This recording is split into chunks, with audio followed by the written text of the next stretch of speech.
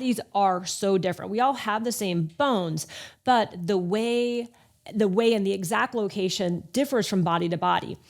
Training yourself to see bony landmarks through people's skin also allows you to see discrepancies and differences in muscle tension or fascial tension or how a body carries itself. For example, sometimes you might not notice that somebody has one shoulder quite higher than another, but when you draw their clavicles, you can really see. Our first bony landmark is the mastoid process. So we're going to go from head to toe.